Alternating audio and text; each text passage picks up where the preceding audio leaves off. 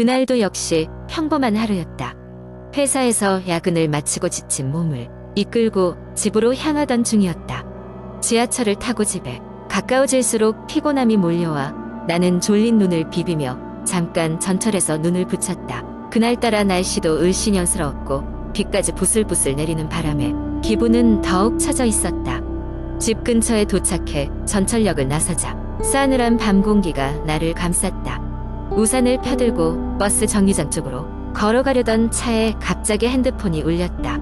화면에 뜬 이름은 낯선 번호였다. 평소 같으면 무시했겠지만 이상하게도 그 번호는 어디선가 본 듯한 느낌이 들었다. 통화를 받자 희미한 잡음과 함께 묘하게 뒤에 익은 목소리가 들려왔다. 오랜만이야. 잘 지냈어? 그 목소리는 마치 예전에 어느 친구 같았다. 나는 무심결에 대답했다. 누구세요? 하지만 그 질문에 대한 대답은 돌아오지 않았고 대신 목소리는 알 수 없는 이야기를 이어갔다. 우리 예전 그곳으로 한번 다시 가볼까? 그 말을 들었을 때 머릿속에서는 먼 기억이 어렴풋이 떠올랐다.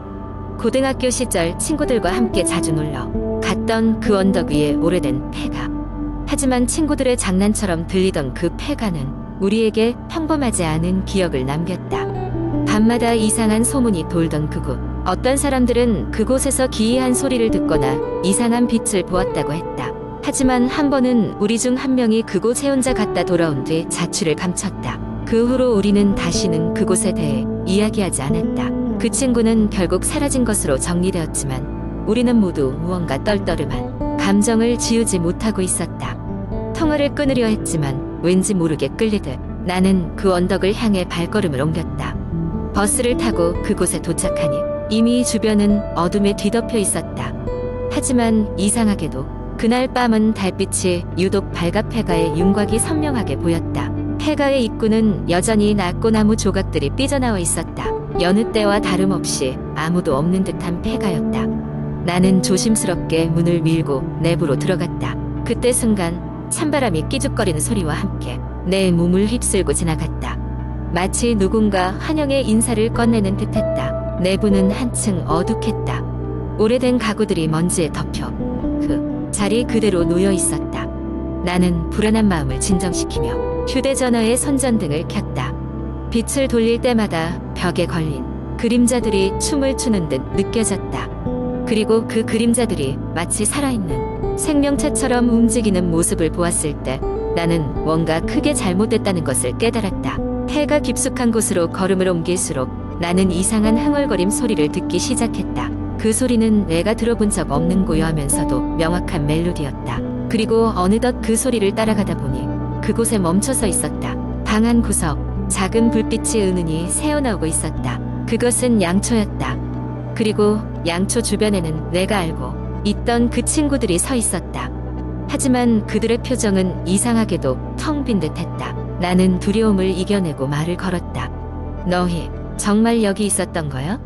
하지만 그들은 아무 대답이 없었다. 대신 그들이 바라보는 곳을 따라 고개를 돌린 순간 벽에 걸린 거울 속에서 또 다른 나를 마주하게 되었다. 그것은 분명히 나 자신이었지만 알 수 없는 무표정으로 나를 보고 있었다. 그리고 그 순간 모든 것이 분명해졌다. 내가 몇 년 전 그 폐가에서 마지막으로 마주했던 것은 그 거울 속의 나였다. 그날 이후로 나는 돌아오지 않았던 것이었다. 그리고 지금 나는 그들 속에 내가 합류하게 되었음을 깨달았다. 두 번째 이야기. 한국 인터넷에는 다양한 공포 이야기가 존재하지만 이 중에서도 가장 유명하고 인상적인 이야기 중 하나는 흉가 탐험과 관련된 이야기입니다.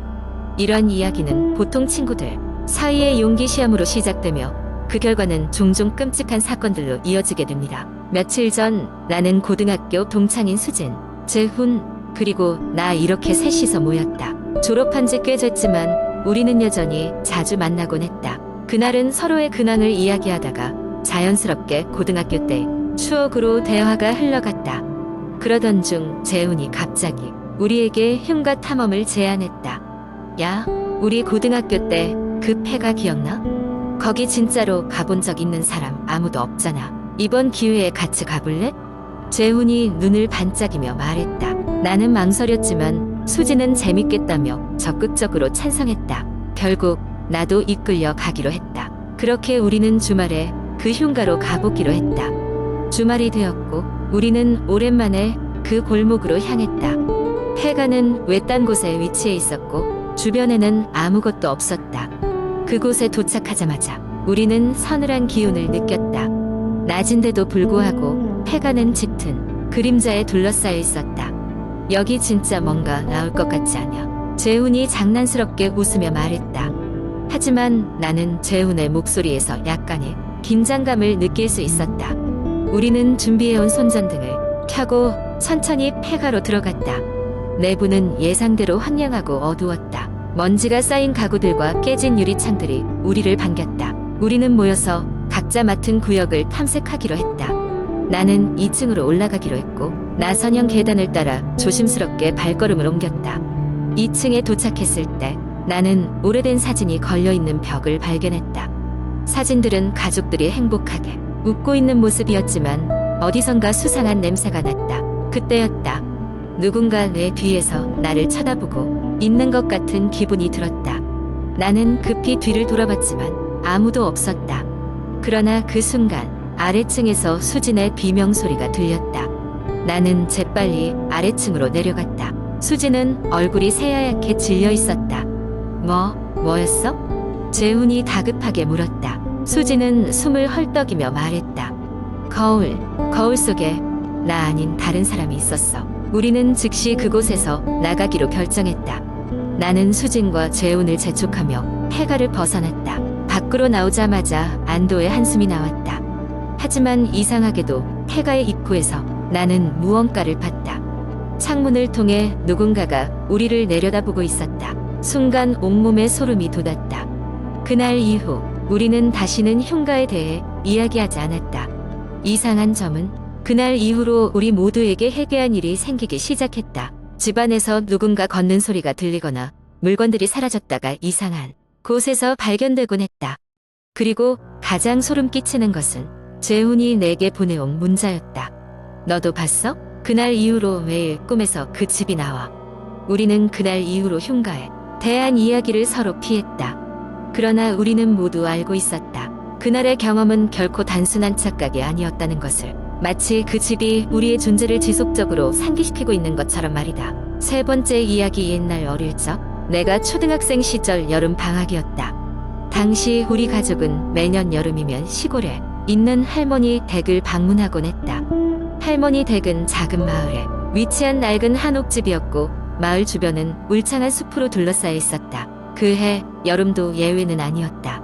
우리는 짐을 꾸려 할머니 댁으로 떠났고 도착했을 때 할머니는 반갑게 우리를 맞아주셨다.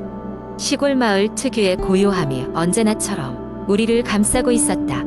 하지만 이번에는 어딘가 모르게 숨이 막히는 듯한 기운이 있었고 그것은 내가 도착과 동시에 느낀 것이었다. 방바닥에 앉아 일주일 정도 머물 계획을 세우던 중 할머니가 이런 말씀을 하셨다. 얘들아, 근처 산에는 밤에 가지 마라. 사람이 살지 않는 것 같지만 무엇이 숨어 있을지 모른단다. 할머니는 더 이상 자세한 설명 없이 그렇게 경고하셨다. 그녀의 표정은 매우 진지했다. 며칠간은 별다른 일 없이 지났다. 낮에는 들판에서 뛰어놀고 밤에는 할머니가 해주시는 맛있는 집밥을 먹으며 시간을 보냈다. 그런데 무슨 영문인지 이상한 소문이 나돌기 시작했다. 마을 사람들 사이에서는 밤마다 숲에서 이상한 소리가 들린다는 것이었다. 어떤 이들은 도깨비불을 보았다고도 했다. 나는 무서워서 오히려 그 이야기에 귀를 기울이게 되었다. 호기심이 커진 내 동생과 나는 어느 날 밤 몰래 집을 빠져나갔다. 우리는 플래시를 하나 들고 숲의 가장자리까지 걸어가기로 했다. 숲에 다가갈수록 차가운 바람이 불어왔고 한 발 한 발 내디딜 때마다 불길한 느낌이 엄습했다. 하지만 그때까지만 해도 우리 둘은 단순한 장난으로만 여기고 있었다.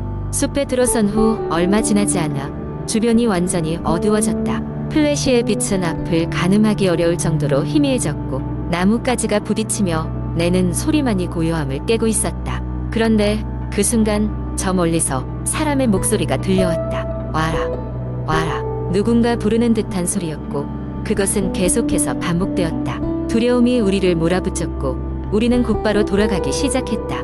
그러나 그때마다 발걸음 소리가 한 발짝 뒤에서 따라오는 것 같았다. 마치 누군가 우리를 뒤쫓는 듯한 느낌에 휩싸였다. 두려움은 점점 공포로 변했고 결국 동생과 나는 전력으로 달리기 시작했다. 얼마나 달렸을까? 우리는 드디어 숲을 빠져나와 마을에 도달했다. 집에 돌아온 후 할머니에게 모든 것을 털어놓았다. 할머니는 아무 말씀도 하지 않으셨지만 눈에는 걱정이 가득했다.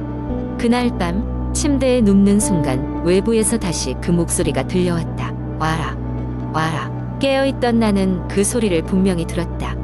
다른 방에 있는 가족들도 들은 듯 이내 모두 우리 방으로 달려왔다. 할머니는 그제야 무언가를 결심한 듯 말씀하셨다. 저건 이 마을 전설이란다. 오래전 마을에 불행이 찾아왔을 때 누군가가 숲속에 영혼을 남겼다는 이야기가 있지. 그 영혼은 이따금 사람들을 부른다고 하더구나. 할머니는 그렇게 말씀하시며 다신 그 숲에 혼자 들어가지 말라고 단단히 당부했다. 그 이후로 몇 년간 우리는 할머니 댁을 방문하지 않았다. 그 사건은 우리 가족 모두에게 오랜 기억으로 남아 여전히 이야기하곤 한다. 그리고 시간이 지나 어른이 된 지금도 나는 가끔 꿈속에서 그 소리를 듣곤 한다. 와라, 와라. 무엇이 우릴 부르고 있었던 것일까? 그것은 여전히 알 수 없는 미스테리로 남아있다.